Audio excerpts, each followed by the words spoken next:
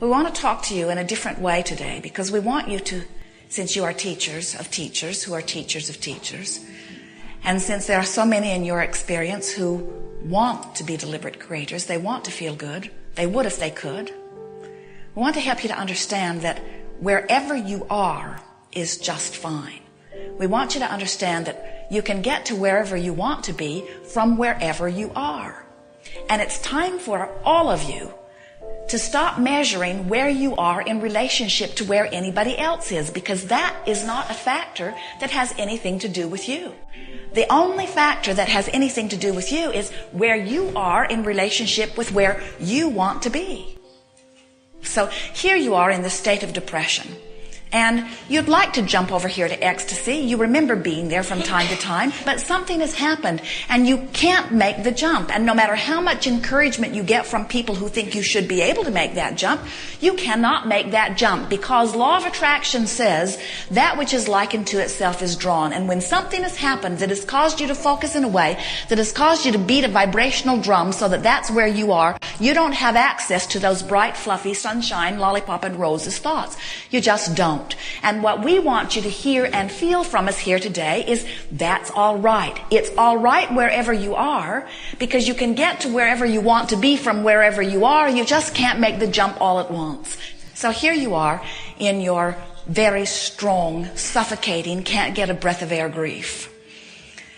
And then you find something. You don't even really know how you found it.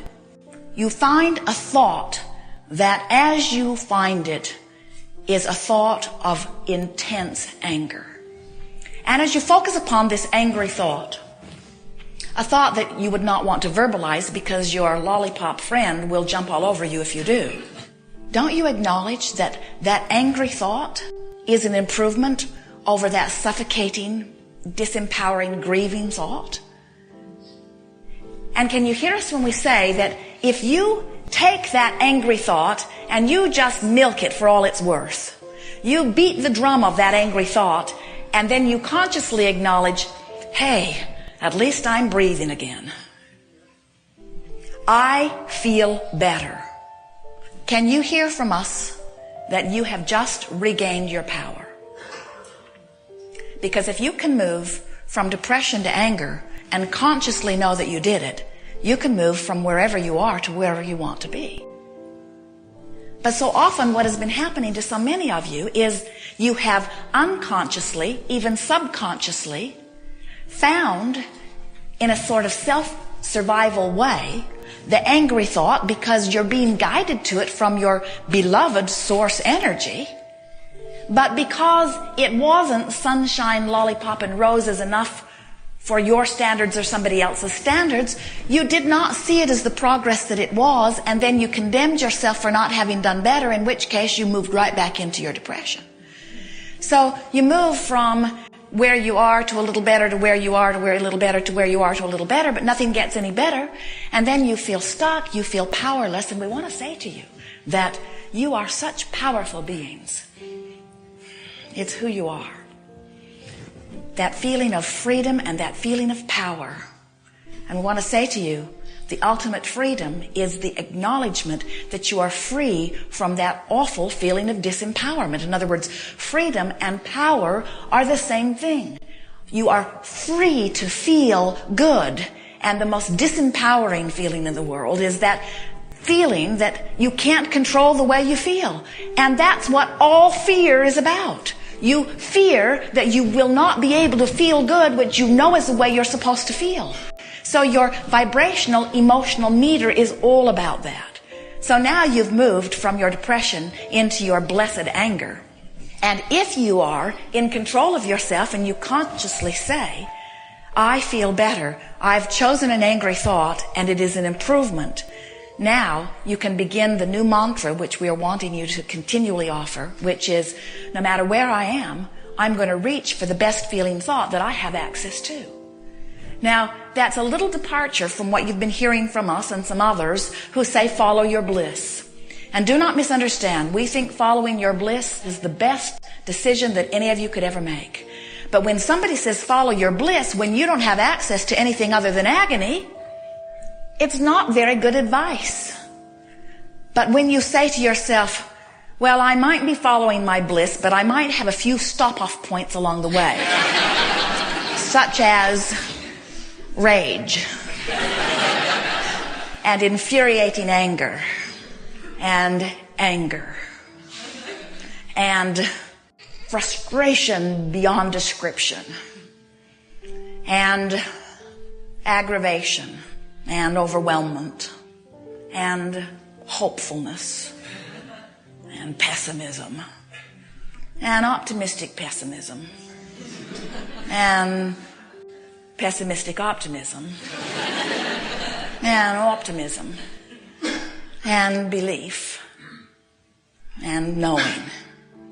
I may take a few stop-offs on the way, but friends, you got to let go of one thing before any of this will work for you. You got to stop caring what anybody else thinks about where you are.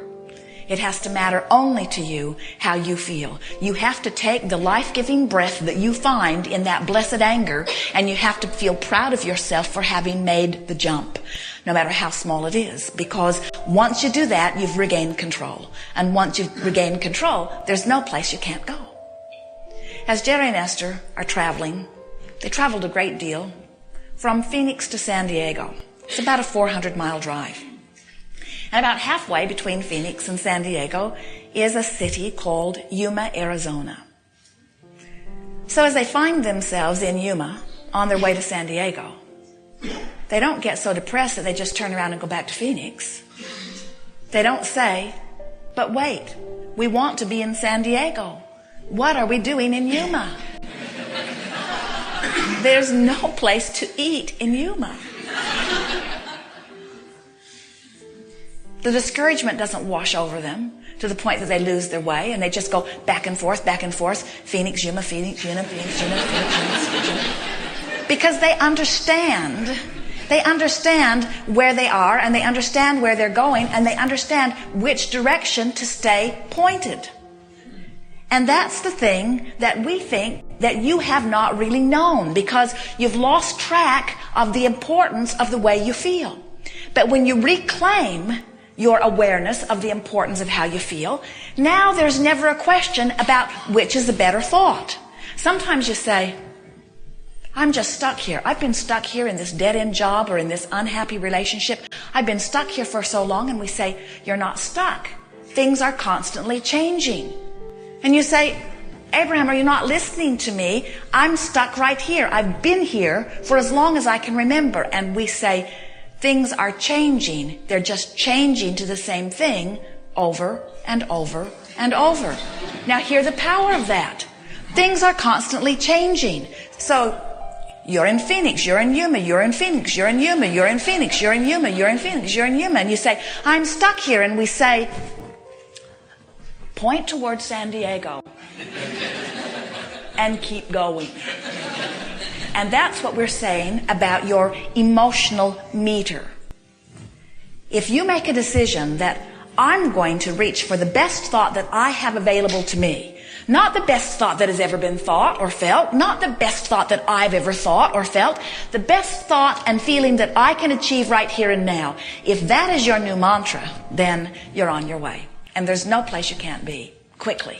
This is what we want you to feel. We want you to feel your work environment. We want you to feel where it is. It's between where I am and where I want to be. That's what matters. Nothing else makes any difference. It doesn't matter where you've been. It doesn't matter how long you've been wherever you are. The only thing that matters is where you are and where you want to go. Jerry and Esther have a navigational system in their vehicles called Magellan. And there are satellites in the sky and an antenna on the roof of their vehicles and a computer brain under the seat. And the computer is talking through the antenna to the satellites, and so the satellites always know where Jerry and Esther are. So when they know that they want to go somewhere, they just program the handpiece. They put in the city and the address, and then Magellan calculates the route and says, go this way. Turn here, turn here. In 2 miles, you will exit. In 1 mile, you will exit. In 0.4 miles, you will exit. Occasionally she says, when it is possible, make a legal U-turn. And quite often she says, please proceed to the highlighted route. But she never says, where have you been? And she never says, Magellan has a woman's voice. She never says, how long have you been there? She always calculates immediately the best possible path between where you are and where you want to be. And so does your guidance system. Sometimes you think that where you are and where you want to be is only about, I live in an ugly house, I want a beautiful house. Or, my car's breaking down, I want one that runs. Or, I don't have enough money, I want a lot of money. And certainly, we're talking about all of those things. But your emotional vibrational meter is saying, I'm miserable in not enough money, and I will be more joyful in enough money. Or I am miserable in this miserable relationship, and I want a relationship that will be more joyful. In other words, your emotional meter is about the way you feel. Do you know the universe is so aware of who you are and what you want that things beyond your ability to even describe them are lined up right outside your door? And all you've got to do is start moving up this emotional meter of allowance in order to allow yourself the full receive of all this stuff. There isn't anything you need to do except get the pillow off your own face. And the way you get the pillow off your own face is by reaching for the relief. That's the key word. Reaching for the relief of the improved thought. Oh, isn't it wonderful to know that all you got to do is reach for a thought that gives you a little relief and acknowledge that you found the relief, pat yourself on the back, and you're back in control of your own life no matter where you are on the vibrational scale.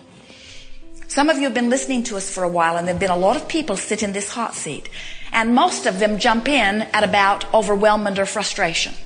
In other words, the majority of the people that you have listened to on the tapes or listened to from the chair are jumping in there around overwhelmment, frustration. And so the processes that we offer, like pivoting, the book of positive aspects, the rampages of appreciation, even the focus wheels, move them rapidly from where they are into that better range.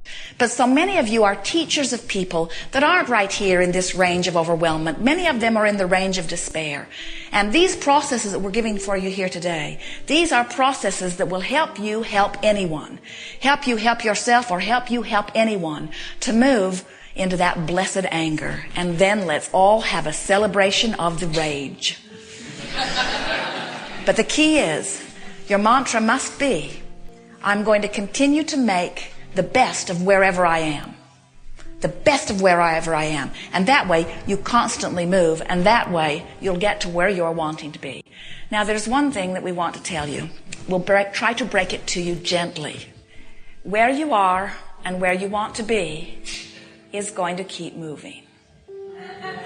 Because you're here and you want to be here, and you're going to get there, but then you're going to want to be here. And you're going to get there, but then you're going to want to be here.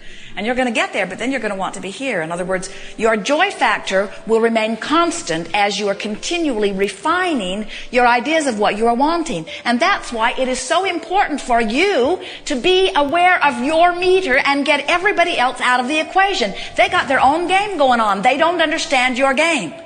They don't know how much you want what you want. Have you ever had anybody say to you, I don't know why that's important to you?